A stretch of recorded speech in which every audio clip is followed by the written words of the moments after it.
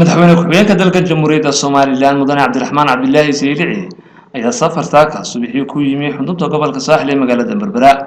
safarka madaxweyne ku-xigeenka ayaa salka ku haya dabagalka iyo indhaynta mashruuca GPLG-ga ee lagu horumariyo dowladaha hoose ee degmooyinka.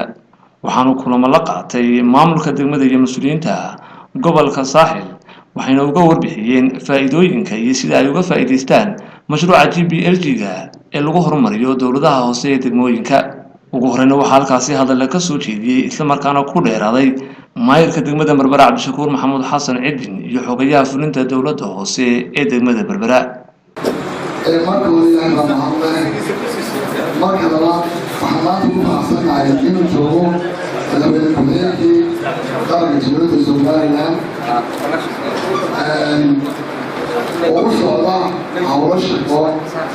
isagoo kormeeraya dhammaan dowladaha hoose ee ka faa'iideysta mashruuca GPLG. tijaabo kasta waxaa lagu qaadaa Berbera dabeedna success bay noqotay. sababta noo saamaxday inaan ka faa'iideysna waxa weeye tijaabo kastoo naloo keeno waxaanu ka noqonaa commitment, waxaanu ka noqonaa kuwa ay dhab ka tahay inay adeega qaban karaan ama waxaa loo soo bandhigay ay hayn karaan sina wadi karaan. mudane madaxweyne hadalka badidiisa waxaa dhameeyey maayarka magaalada, laakiin anigu waxaan isku taagay dhinac kale oo aanu maayarka ka istaagin. maayarka wuxuu aad u sharaxay maamul daadejinta iyo mashaariicda iyo sidaa u shaqayso mashaariicda dowladda hoose isaga lagu guulaysanay anagoo raacayna habka maamul daadejinta ee mashruuca GPLG. الحمد لله رب العالمين.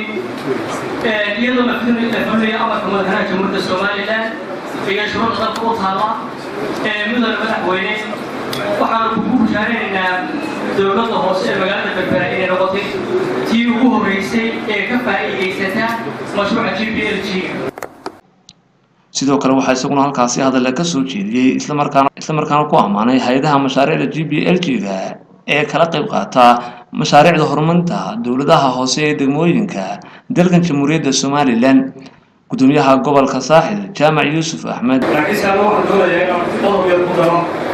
qodobkaas oo ah wuxuu soo kordhiyey GPLG, wuxuu soo kordhiyey isfahanka isduwayaasha gobolka iyo agaasimayaasha dowladda hoose.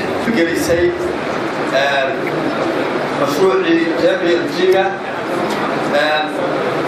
taasoo warbixino badan mar walba inooga imaanayeen inay Berberi tahay meesha ugu fiican ama ugu wanaagsan xagga hirgelinta mashruuca GPLG-ga. gabagabadii waxaa hadalka soo afmeeray isla markaana shaqaalaha kala duwan ee ka howlgala dowladda hoose ee degmada Berbera iyo maamulka ku amaanay sida ay uga midho dhaliyeen mashruuca GPLG-ga.